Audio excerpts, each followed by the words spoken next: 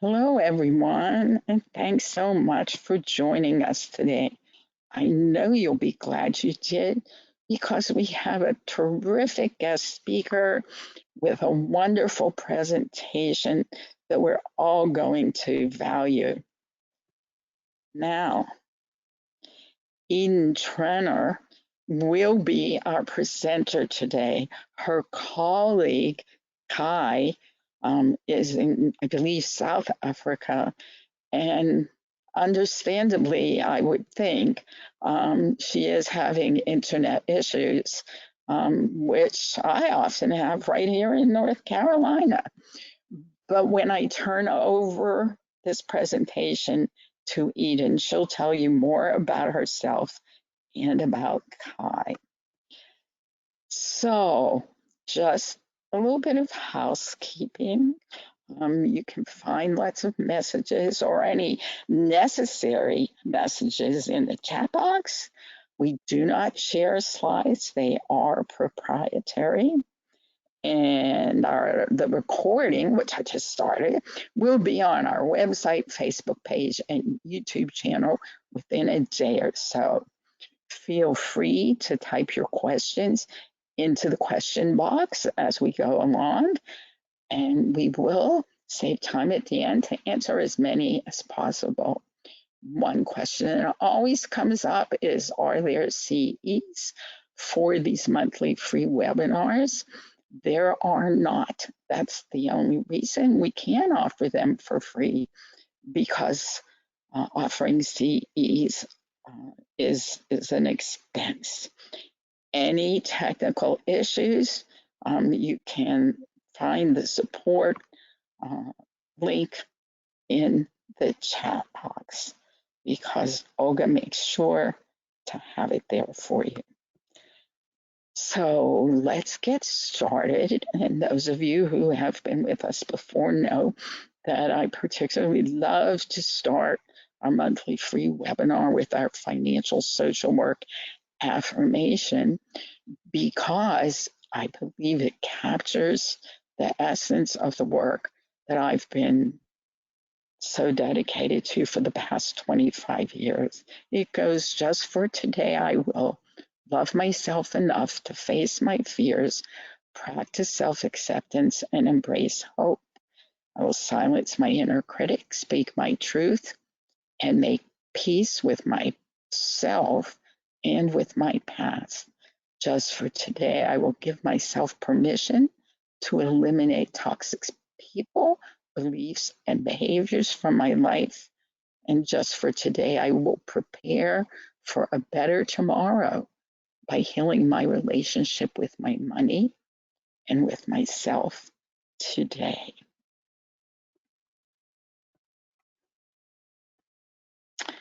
We are all faced with tremendous financial uncertainty, pretty much from the moment we wake up to the moment we go to bed. And for many of us, that's certainly what our clients are experiencing.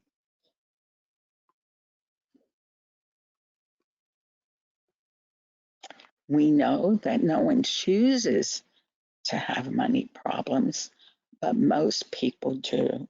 And for all these decades that I've been creating this body of work, I am always asking myself, why is that an unchanging truth?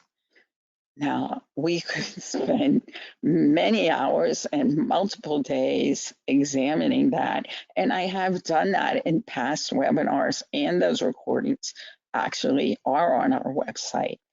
But the underlining cause, in my estimation, is rampant financial illiteracy. It is so unacceptable to me, and I would guess for all of you, that we continue to raise generation after generation of financially illiterate men and women. It's so unfair. It's so unfair to the men and women this country to all of our clients and even to us. So I'm just going to give you a brief overview of financial social work, what it is and what it does, before turning over this presentation to our wonderful guest speaker. So financial social work is the intersection of politics, the economy, social work, economic, gender, and social justice. Actually, in last month's webinar, I did a pretty in-depth look. It was on DEI. I just took a real deep dive, and you can see that recording on our website, into the many populations and problems that so many people in this country are facing. And these, of course, are just a few. Financial social work explores financial health fundamentals. It is heavily psychosocial. We look at the thoughts, feelings, attitudes, beliefs, values, and experiences that drive financial behavior. And the reason for that, of course, is that until and unless behavior changes, nothing changes.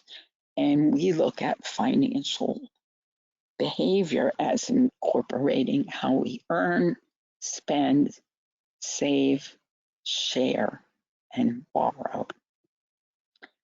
At the core of my work is helping all of us explore the relationship we each have with our money and the relationship we each have with ourselves. That self-discovery, self-care, and self-healing component is really very essential to the work. And that relationship with money focuses on recognizing and taking ownership of your financial health, wellness, and future. The motto is interactive, reflective, definitely strength-based. It's educational, motivational, and supportive, holistic, multidisciplinary, and healing. I know that's a lot, but it is true. I promise.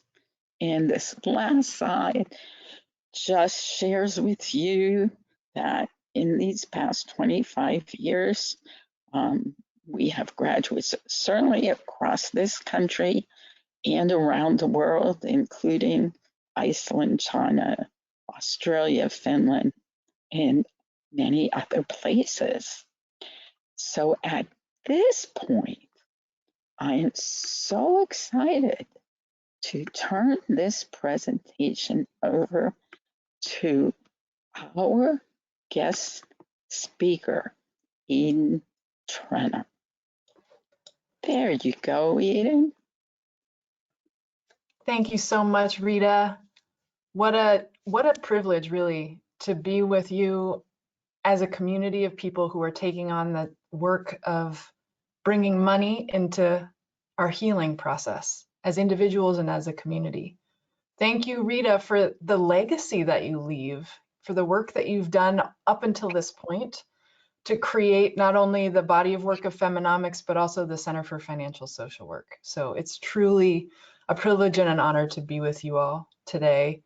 And as Rita mentioned, yes, my colleague Kai was, this is just one of the realities we face, that in Tanzania, where she's based, internet it comes and goes. So she's here with us as a supporter from the non-internet side of things. And I hope that we have an opportunity to meet one another again, and we can all, you'll get to experience her another time.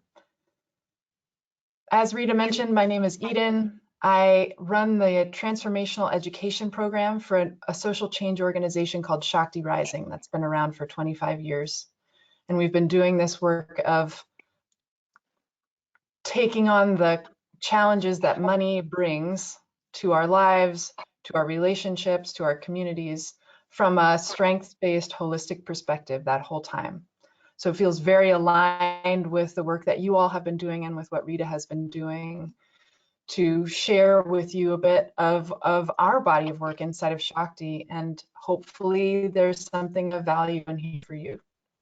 So during our time together, I know this is a webinar, so I don't have the opportunity to see your faces, but I know you're out there, and I really encourage you to take care of yourself during this time, to drink water, to get snacks, to nourish yourself as you need to, and also to keep your hands busy in some way that helps you stay present and engaged.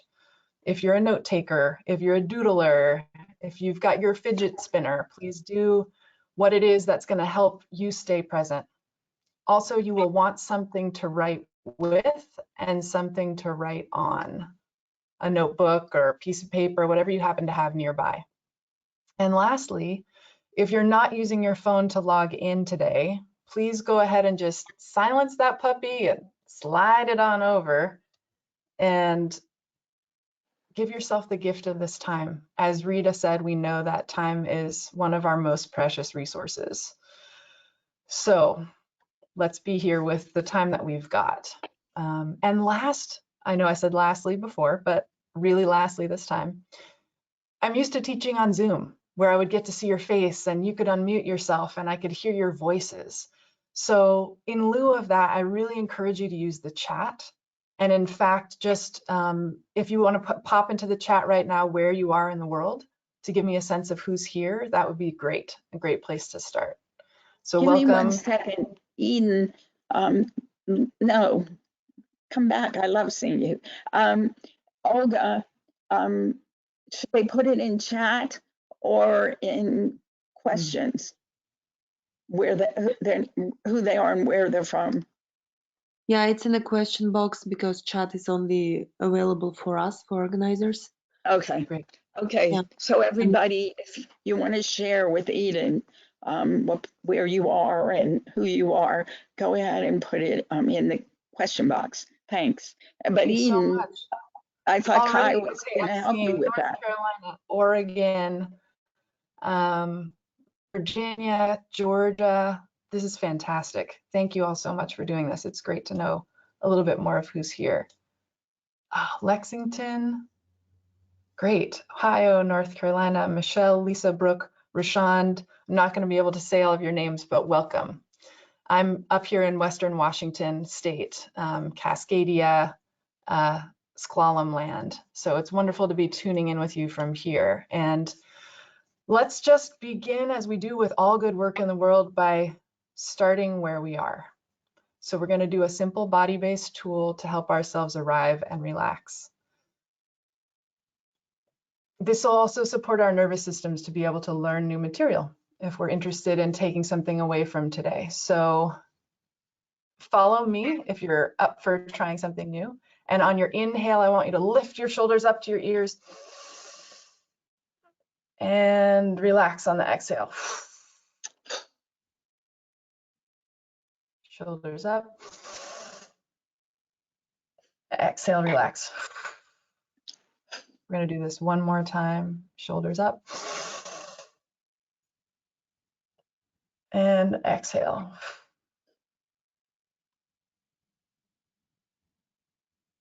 So just take a breath and notice if anything shifted for you. And I'm going to lead us in one more simple tool for orienting. Another way to help our nervous systems calm, especially when we're taking on fraught topics like money. So real simple, just look to one side of the space that you're in. Maybe you're in a room, maybe you're outdoors. Look up, look down, and look behind you. And let your gaze rest on a color, a texture, or an object that's just catching your attention. Just pause there for a moment.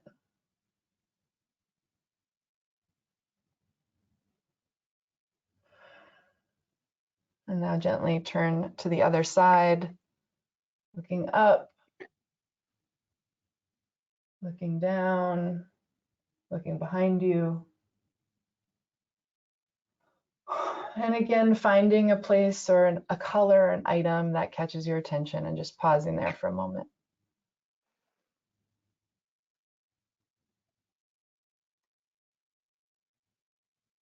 Okay, and coming back to the screen. So again, I won't say chat, I guess we'll be using the question box, but after doing those 2 simple body-based tools, go ahead and put into the chat, did you notice anything change for yourself? And if so, maybe a word or 2 about what happened. And you can go ahead and do that. We'll move forward, but I'd love to see and hear what you all experienced. More relaxed, more able to focus, calmer, ready. I like my pretties in my house. Thank you for that. It's right. We design these spaces. We're inside of these spaces that we often take for granted, and it can be a beautiful thing to just pause and take in our environment. More relaxed, less tense. Awesome. Thank you all. So Rita mentioned in her intro the work that the Center for Financial Social Work, and I know many of you have done around financial literacy, kind of the state of our country in particular as lacking strong skills and exposure to resources to grow our financial literacy. And yes, that is a dire circumstance. And in the work of Shakti Rising, what we're trying to do is even go beyond that, to incorporate financial literacy into this bigger change that we're going for, which we call financial resilience. Your heartbeat slowed. I'm just catching up more of these chats. I love that you can track that. So financial resilience. What's the first word, or what comes to your mind when you hear the word resilience? Because I imagine, especially in the field that I know a lot of you are in, resilience is a massive buzzword these days. So what comes to mind? Bounce back, right? Yeah. Strong, tough cookie. Interesting. Able, a bouncing ball. I love that image. Ability to do okay even in challenges. Yeah, thank you, Louisa. Inner strength. Beautiful. Okay, so yes, all of that. And the way that we put the way that we language it inside of Shakti is the capacity to be with uncertainty, complexity, scarcity, and the difficult and unknown. So what else is true, in addition to all of what you all are saying, developing inner strength, our capacity to overcome challenges, it's also something that we can grow. So regardless of whether you or your clients feel resilient at this moment in your life with the various challenges that you're facing or they're facing, wherever we're beginning from, we can grow from there. So that's why we talk about it, and you'll see on the slide that we say it's an inside job and a collective reality, because the other element of this, at least as we approach it in Shakti Rising, is that resilience it's not just about us, it's about our communities. But our communities aren't just external to us. The health and resilience of our communities supports our own health and resilience, and vice versa. When the system that we're in is strong and well, it grows our strength. And when we are strong and can contribute, it supports the health of our whole system. Conversely, when the system that we're inside of is not well, like many of the oppressive systems that we live inside of now, it impacts us. We take on the systems of oppression that we live inside of. And I imagine that you all talked about this in your DEI session last time. But the way that financial literacy is inaccessible for most people is part of that. And it has physical, mental, emotional repercussions for us. So we begin from where we are, and then we grow, right? So part of this, what we're doing on the individual and the collective level inside of Shakti Rising, is developing and offering a holistic, trauma-informed financial resilience education program that fosters these skills of financial literacy, but also entrepreneurship. And that from this values-based space, which we're going to get into a little bit more next. So, growing resilience. How do we do it?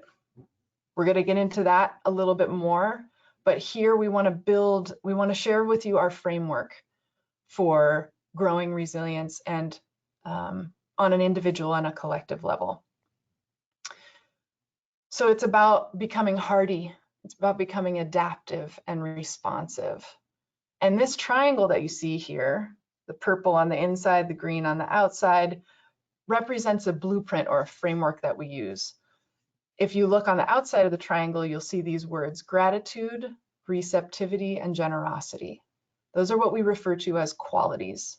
And then on the inside, this is principles. This is things skills we can build, capabilities, and those are sufficiency, the capacity to contribute, and the believer. And I'll define those for you in just a moment. But this framework came out of working for, like I said, decades in diverse settings, sectors, and circumstances, and asking this question of how do we build resilient individuals and communities, starting from whatever we're starting with. And from entrepreneurs in Tanzania, as Kai will tell you when we get to work together and introduce her to you next time, to venture capitalists in California, from new parents to wealthy retirees and unemployed folks to full-time caregivers, this framework applies. So let's start on the outside. Gratitude, generosity, and receptivity. Together, they create a generative, nourishing cycle. So if you think about the way that gratitude, receptivity, and generosity are connected, just think about that for a moment as a cycle. And one of the things that I've seen happen, the way that I experience it, is that they create forward movement, positive movement of resources. Consider that. Also, these three things, gratitude, receptivity, and generosity, they heal scarcity, which we're going to get into a little bit more later. They cultivate interdependence.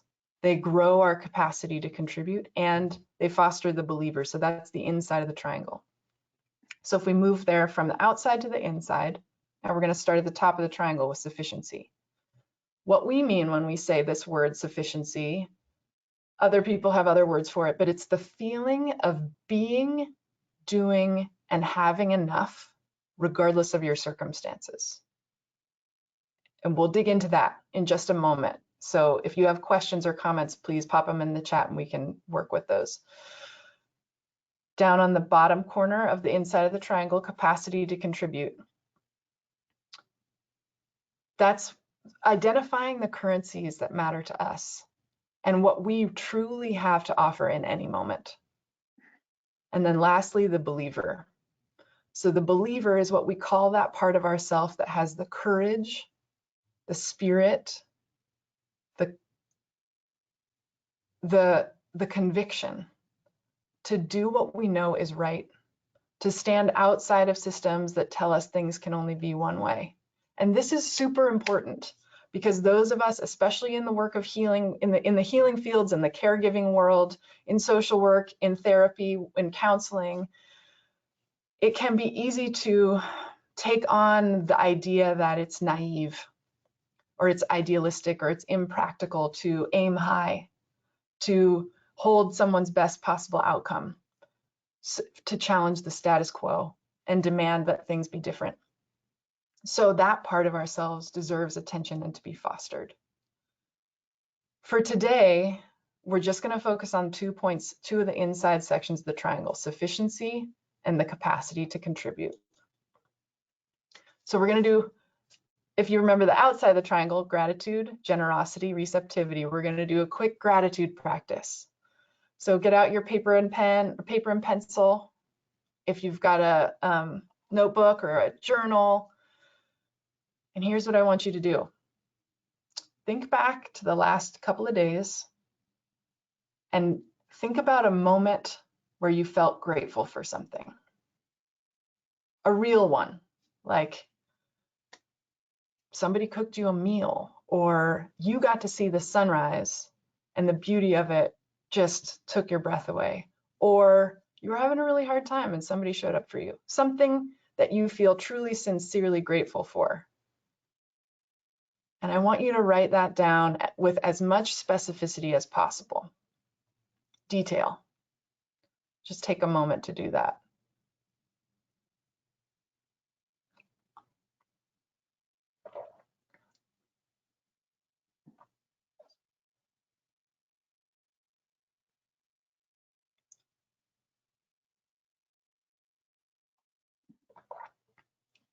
Okay.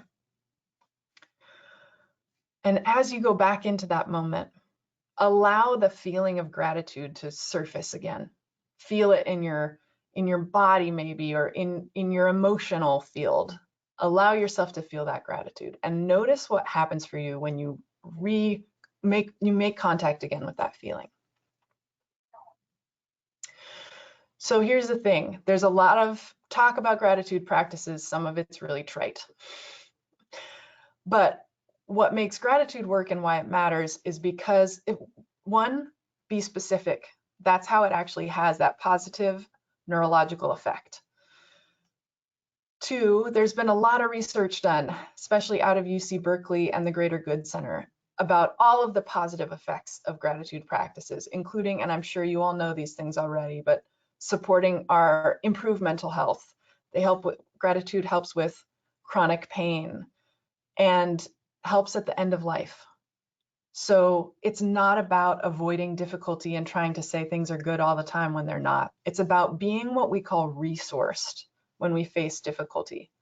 So really, don't let trite expressions of gratitude turn you away, because this is a truly powerful practice. And John, thank you so much. You felt energized and chills throughout your body. I love that you're tracking that. Yes, and if anyone else feels like sharing about your experience with revisiting that moment of gratitude, I'd love to hear. But we're going to move into, actually, I'm going to ask you a question in just a moment. Olga, I have one more quick thing to say, and then I'd like you to put in that first poll. So today, if you go back, remember that triangle at the top is sufficiency. We're going to talk about sufficiency, and we start there because scarcity is dominant in our culture, especially in the US, but in the traveling that I've had the opportunity to do, and Kai will tell you the same thing in Tanzania, our colleague in Scotland will tell you the same thing, our colleague in Peru will tell you the same thing. Scarcity is dominant, and it requires ongoing work for us to come out of it, come into a sufficiency mindset, because we're bombarded with messages about what we don't have. So go ahead and put out that first poll, please, Olga. I'm going to do it, Olga. Oh, Olga, you're doing it? Okay. Great. Yes. Thank you.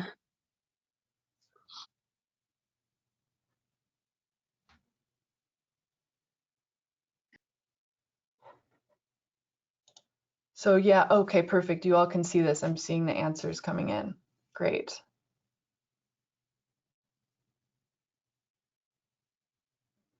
Yeah, it looks like a lot of folks. Okay. Let's give it like 30 more seconds there, Olga.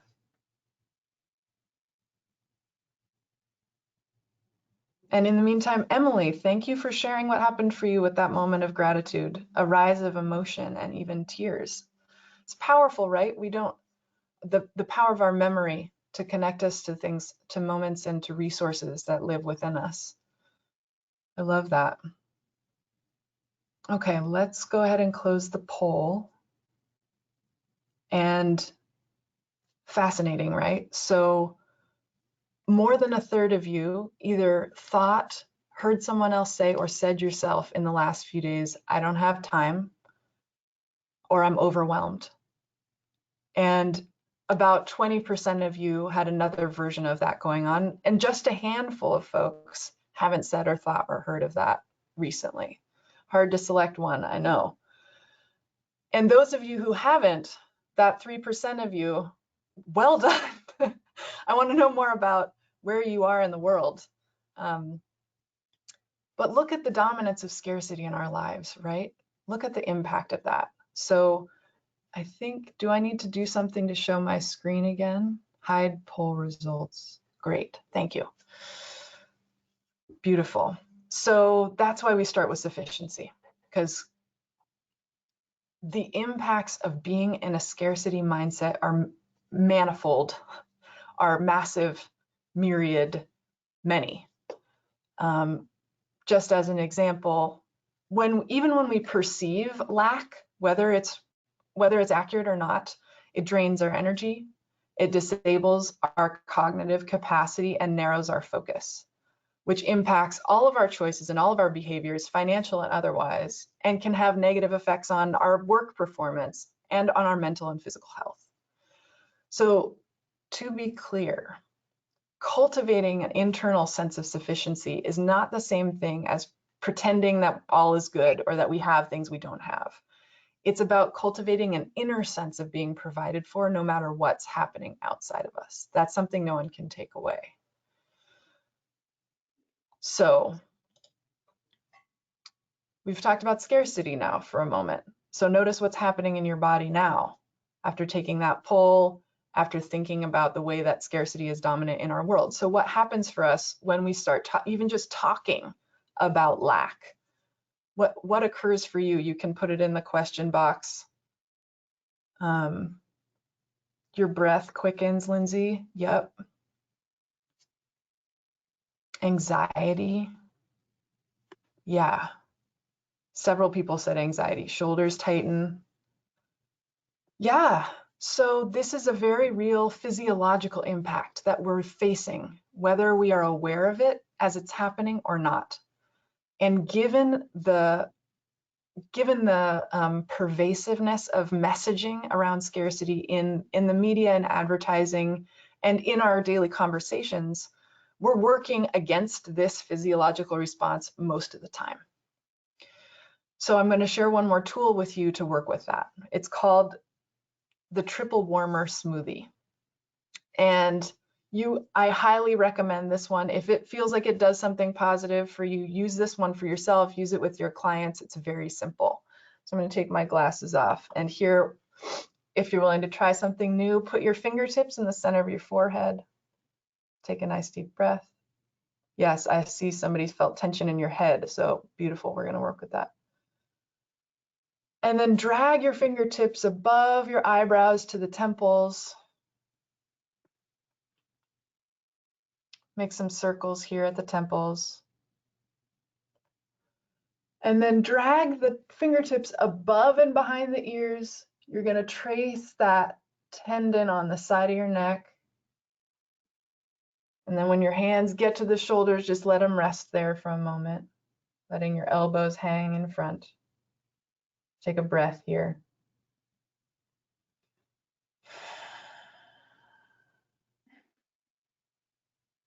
And then bring your hands one over the other across your chest.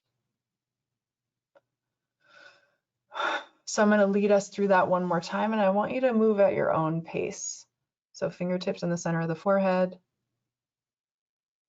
to the temples, above and behind the ears, down the sides of the neck, hands on the shoulders, and then one hand over the other. And what we're doing here is tracing what's called the triple warmer meridian, and it regulates our fight, flight, and freeze response. So we're applying some firm pressure to literally calm the stress response in the nervous system. So just take one more breath here, or do that one again for yourself.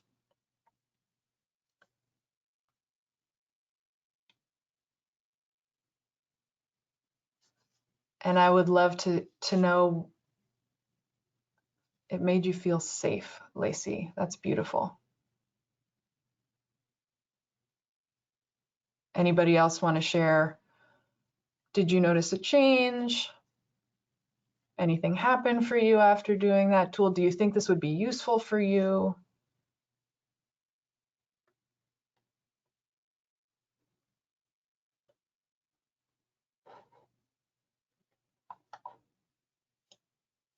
Calm breathing. Thanks, Joy. Your neck is less tense. gave your body the love that it needed. A simple focusing tool. You'll be sharing it with everyone you know. Yeah, literally, I share this with everybody that I know. True. Beautiful. So put that in your tool belt, and we're going to move on. We're going to do one more sufficiency building tool. Oh, Louisa, I'm looking at yours. 3 breaths of gratitude practice, but this would be a great one. It's a great one for parents. Yes. And it's also a great one for kids, because you're just kind of, it's real, feels good to do that. You can make it really simple. Beautiful. So one more. And this is going to be a simple guided visualization. Don't worry, you don't need to have a meditation practice. Just follow the prompts and do your best to stay curious about what happens for you. There's no right and no wrong way to do this. So if you're comfortable with it, go ahead and close your eyes or lower your gaze.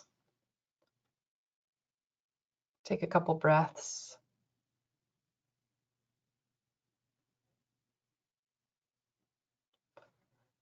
Move your hand to the place on your chest where you can feel the beating of your heart.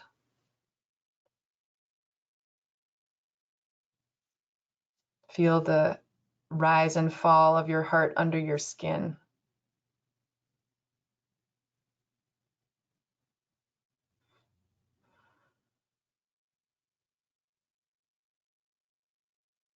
And now I want you to move your awareness inward.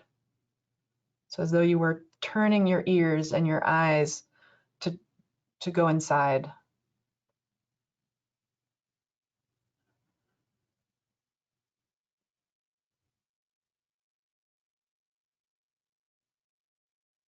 Let yourself sink a little bit deeper with each beat of your heart.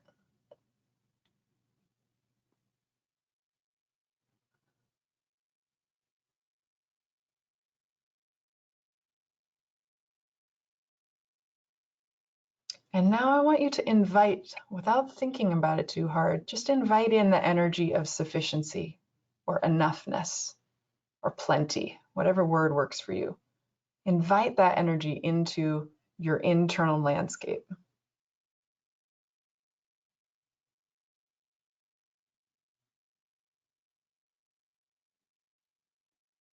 Who you are in this moment is enough. What you have, what you've done or not done, how you've lived to this point is enough.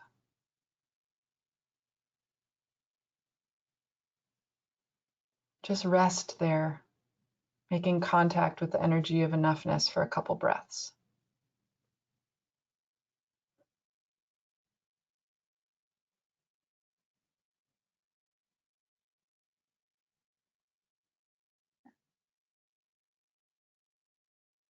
I want you to imagine that everything that you need is at your fingertips.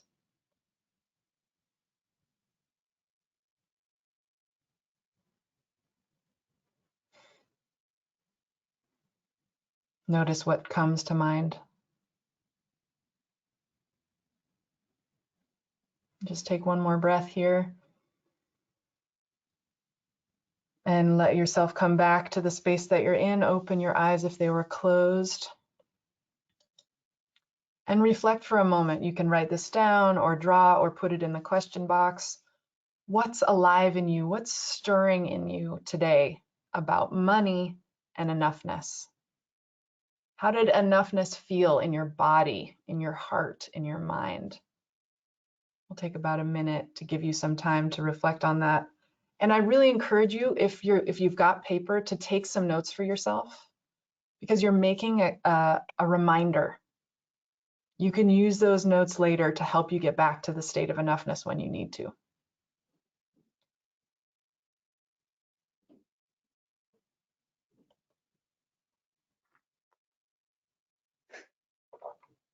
Eden, I just want to mention we have about 8 to 10 minutes for you. Great.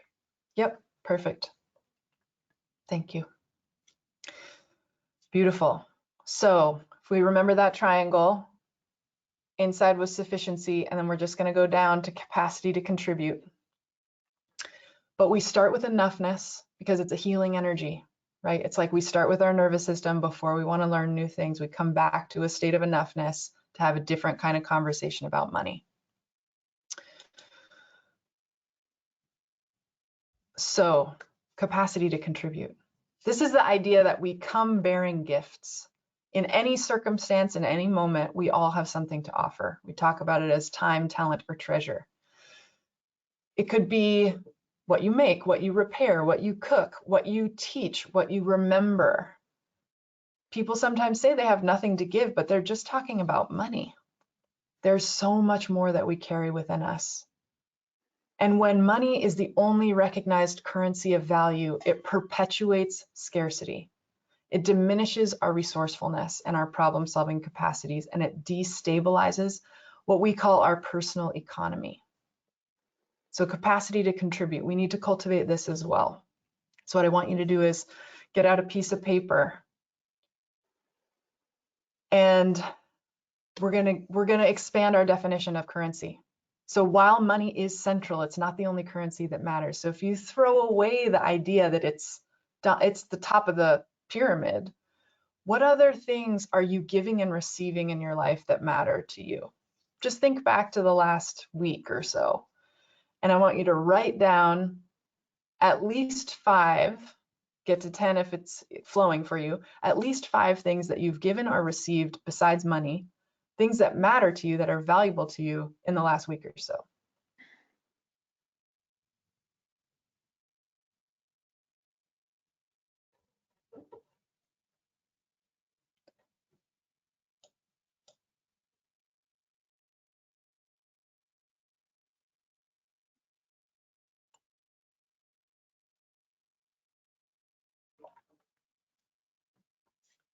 Oh, Lacey, I love this. Encouragement, love, empowerment, time, attention. Yes, hugs. Hugs are invaluable. Humor. Thank you to all the people who give humor to the world. We need it. Yeah, these are beautiful. So keep that list somewhere where you can see it again, because this is another way to shift ourselves out of scarcity mentality if we find ourselves in there. Empathy. Lord knows that is invaluable. So make a note for yourself. What happens for you when you identify these currencies? Was it hard to think of them? Make some notes for yourself. If you want to pop it in the chat, go ahead. But we're going to just reflect on this way that we build our capacity to contribute by identifying the things that matter to us, owning them, taking good care of them. Awesome, it got you excited. You feel richer. See, it's amazing, right? So another tool for your toolbox, appreciations, guidance, and wisdom. I love that. This is also something you can use with your clients if you work, or with the parents that somebody's working with. It's a great place to begin. Okay. Keep this list. Knowing our currencies and which ones we value gives us a sense of agency, and choice makes us feel rich. And both of those, agency and choice, are protective factors. That's how we help build our resilience. Okay. So this is going to be top of mind. Don't think about this one. It's free writing. What decision or choice would you make today if you believed you were enough? If you knew that you are enough? How about that? That you have enough and that there is enough. Just first thing that comes to your mind, write it down.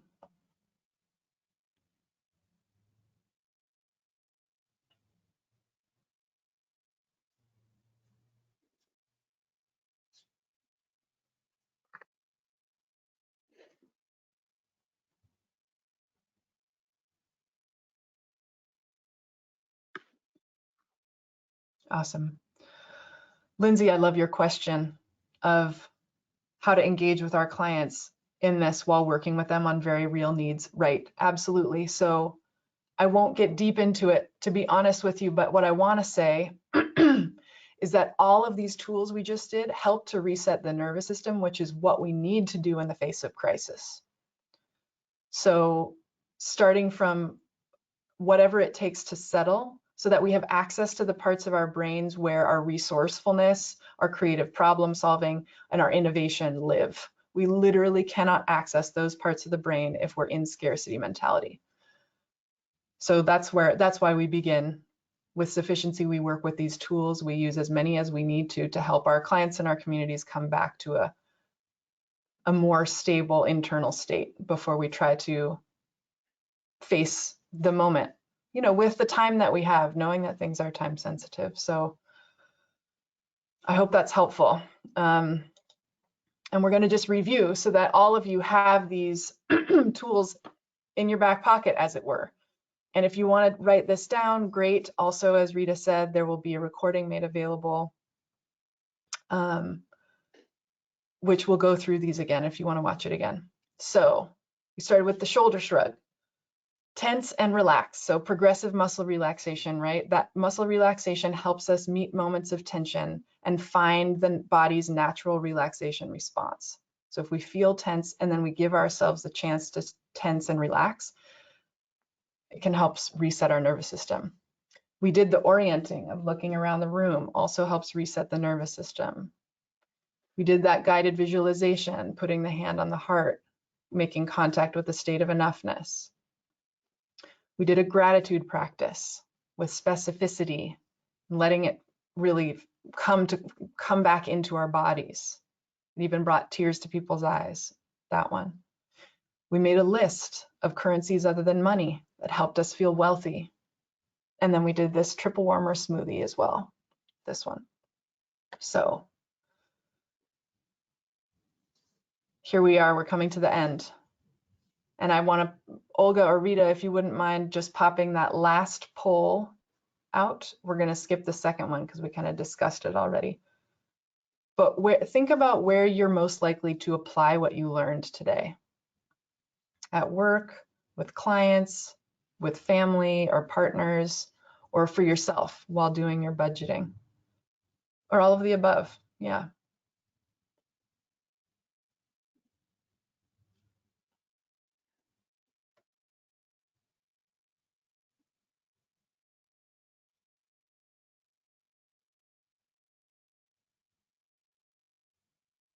Okay, we'll take about 10 more seconds for folks to vote or weigh in. Awesome. So it sounds like what we've done today is valuable, enough so that you would apply it in multiple settings and in your life. I'm really grateful to hear that. And I want you to know that there's a lot more where this came from. So if this is something you're interested in learning more about, I'm going to give you my contact information and a way for you to let us have your email so that we can stay in touch about other opportunities. So from here, oh,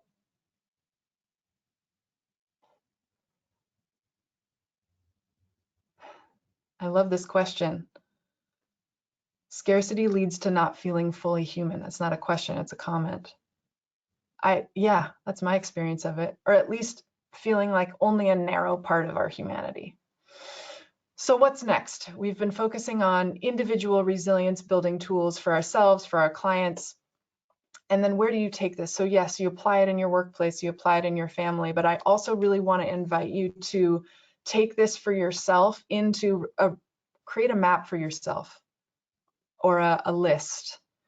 Ways that you can grow your own financial resilience in particular, and look at that middle circle. If you can see it all, if you can't see it, I'll read it for you. Write down 10 ways you can make money if your income changes. 5 ways you could get food, water, shelter in an emergency. 5 people you can call for support. 5 things you can give, teach, or share with others.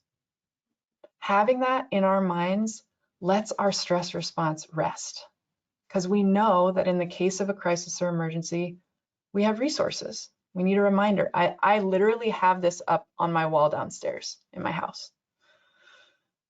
Okay. So we're going to very briefly connect what we've just done with the bigger picture of Shakti Rising's work, and then we'll wrap it up. And if you have other questions, we'll have a few minutes at the end for those. So we've been focused on individual financial resilience. We've talked about our work inside of Shakti Rising, what we call our rosemary body of work.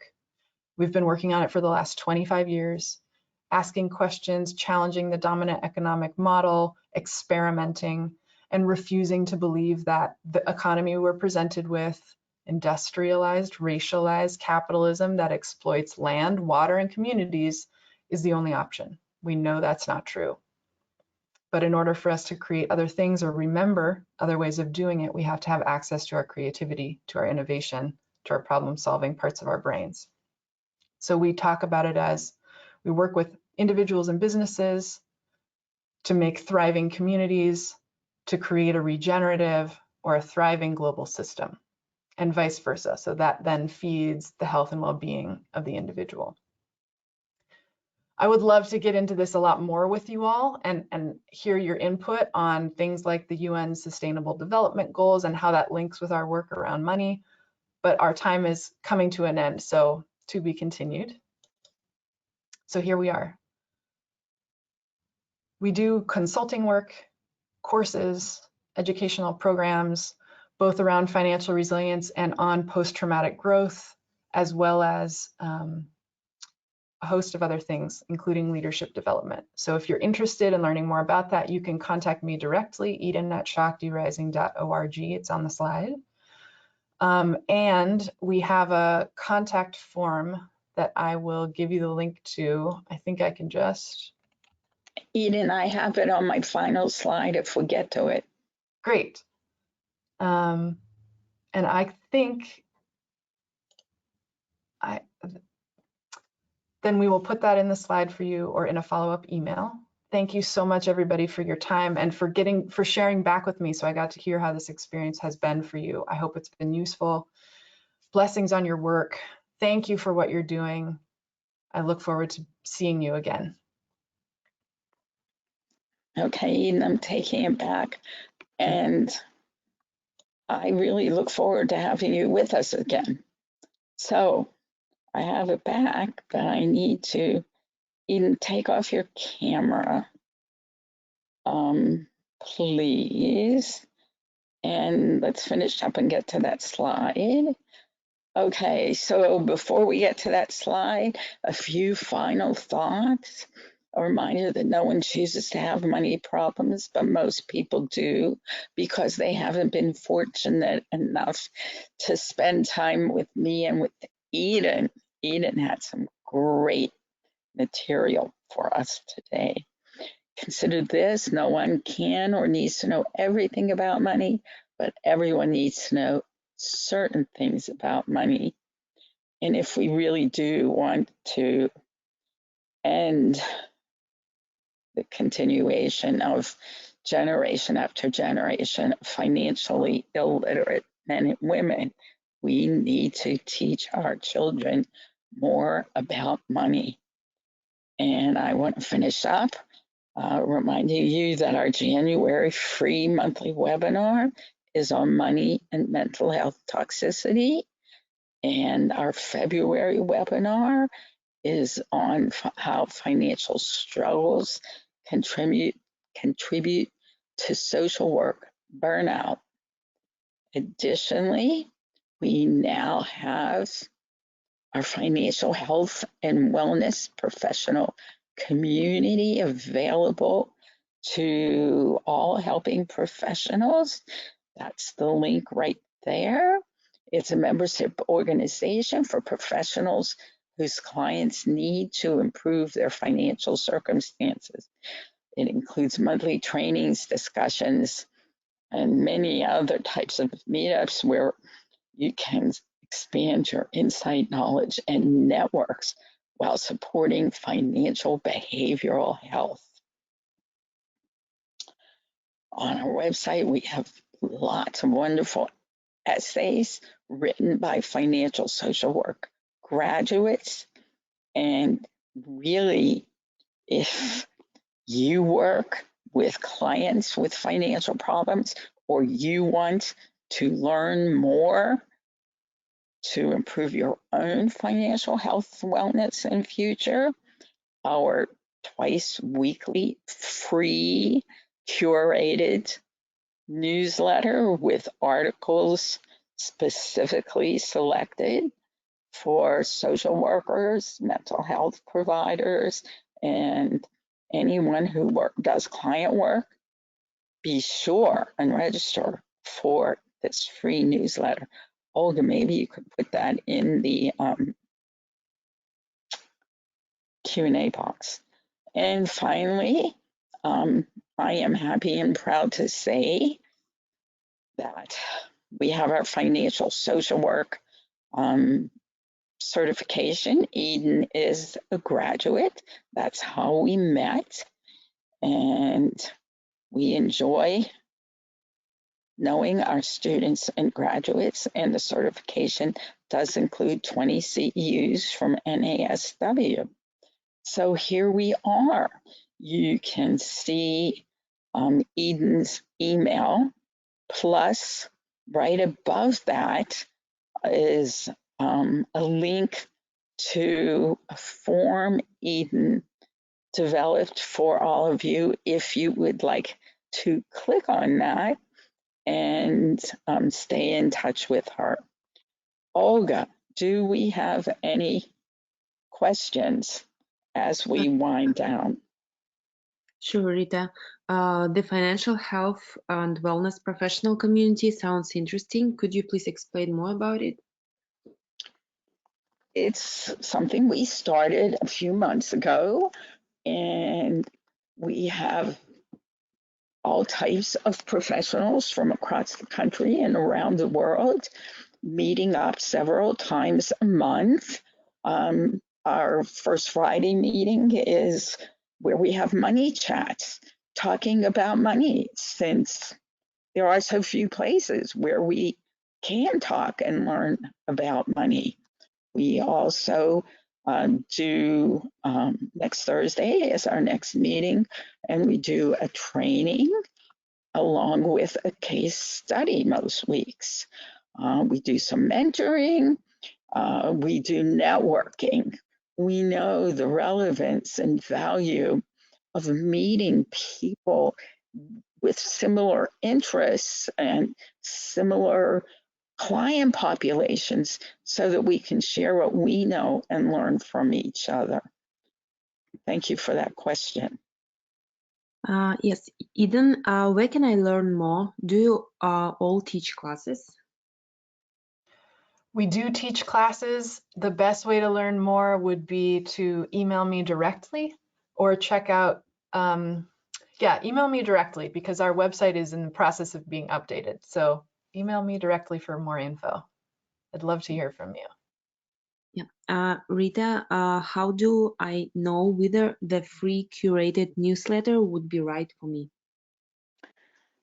Well, if you want to be more knowledgeable about what is happening in the economy, in the workplace, in every area, money is very fluid.